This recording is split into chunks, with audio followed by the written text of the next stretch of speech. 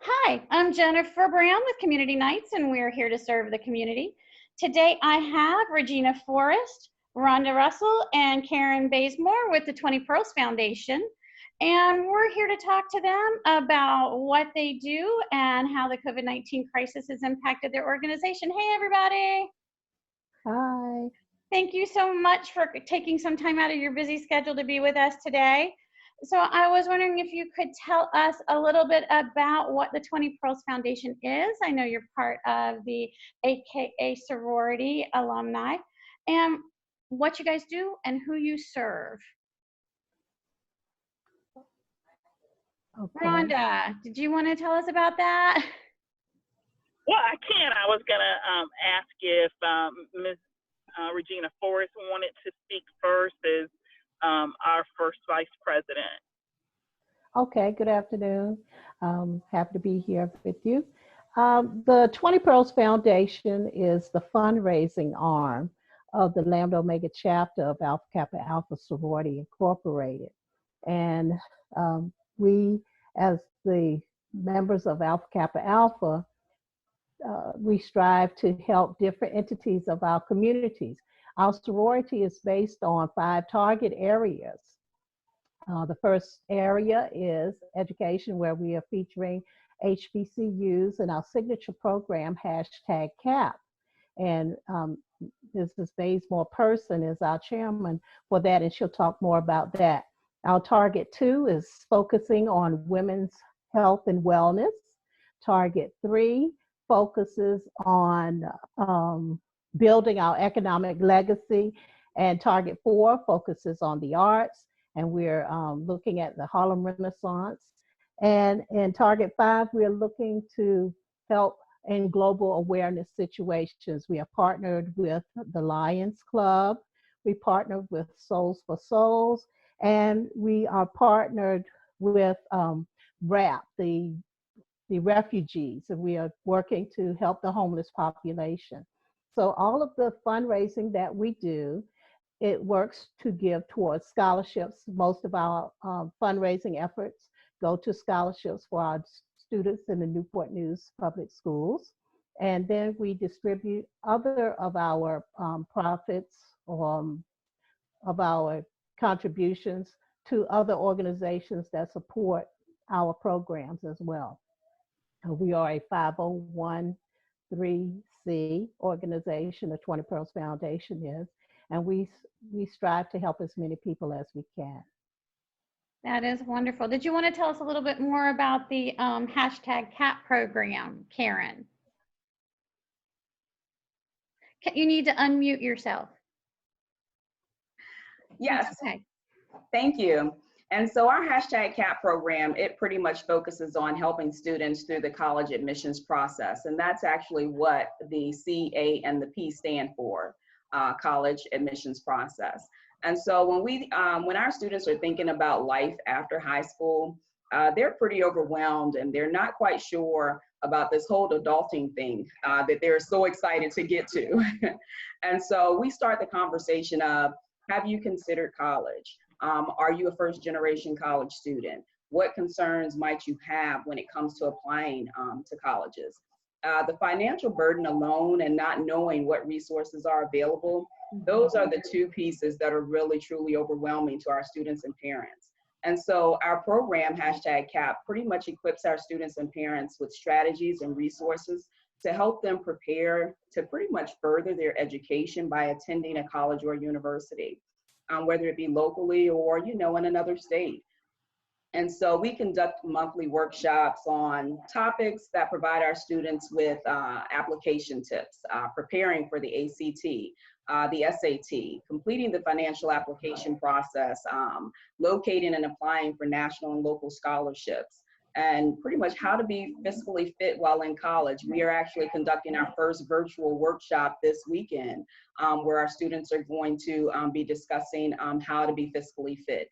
And a big portion of that workshop is going to entail building healthy financial habits and maintaining control of their debt while they are in college. That just sounds like an amazing program. So now we're living in a COVID-19 universe. This crisis came on us quickly. how is that impacting both the 20 Pearls Foundation and the individuals that you serve?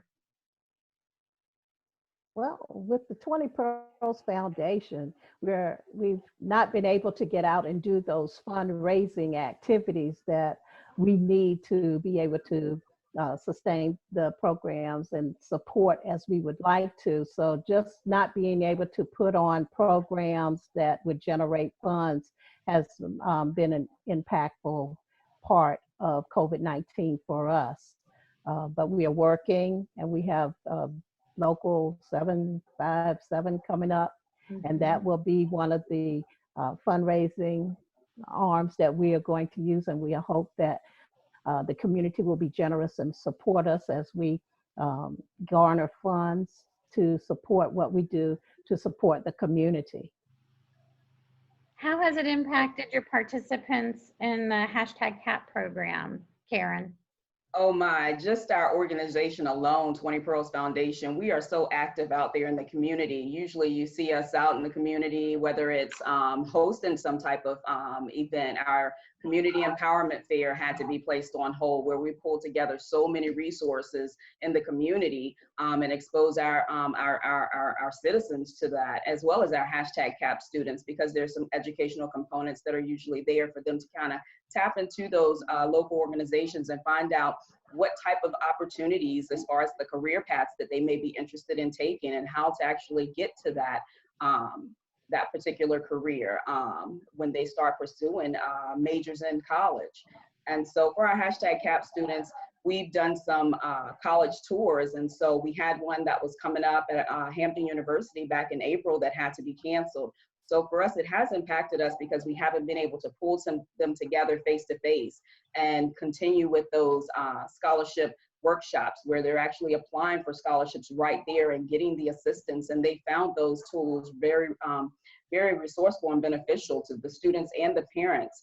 And they've just been, pleaded and asked for more of that. And so now we're just having to transition those things to more of a virtual component and try to pull those students in and their families and give them the services that they need so that they can pursue college, one of the university or colleges that they're interested in, and keep that moving forward instead of at a standstill when it seems like everything else right now is pretty much at a standstill.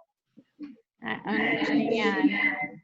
So one of the things we're really trying to do, we've got a lot of people who are sheltering at home, they're following the governor's orders, and so they find themselves with a lot of extra time on their hands, and we're trying to give them things that they can do that are positive and that they can really plug into our nonprofit community. And so are there things that they can do on a volunteer basis? Obviously if they have the resources to donate, we want them donating to nonprofit organizations that they're passionate about. But in addition to donating, is there any volunteer activity that they can do to support your organization? Do you have anything else that you can add into that you would need? Go ahead, Mrs. Person. I think one of the big things, we do have our Give Local 757 campaign coming up where we're asking, for, small to whatever you can donate, $5, $10 or whatever you can to help fuel our the local programs, because we do also support some free clinics in the areas. We support some of our local food banks in the area, as well as some of the churches, some of the feeding programs that they have going on. And what we found is, and what we've heard from some of our sponsors or folks that the organizations that we work with, is that the need is deep, but the quantity or supply is very low. And so just helping on that particular day, which will be May the 12th, and it'll be one day of giving. But in addition, for us with #CAP and some of our other programs, but definitely #CAP, just anyone who's interested in providing some, sharing what they do, or any opportunities that they have for students and families at this point that they can tap into to kind of grow themselves intellectually, academically.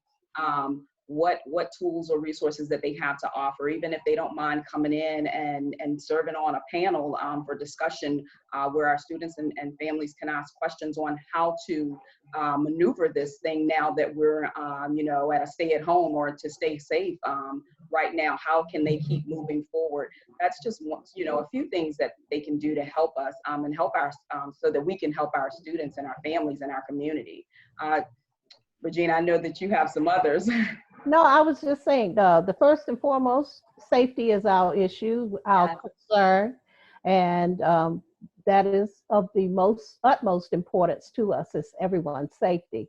So virtual everything is what we're doing, and we're promoting as many things as we can to be done virtually. And as Ms. Bazemore Person has already said, supporting our students this weekend coming up with our very first virtual Zoom session is going to be very integral in how we proceed forward. So expertise in certain areas, let us know what your expertise is and how we can bring that and we can make it happen. We can bring that to our students in an alternative situation, in an alternative manner, so that everyone benefits, everyone grows, and the mission of #CAP still goes forward.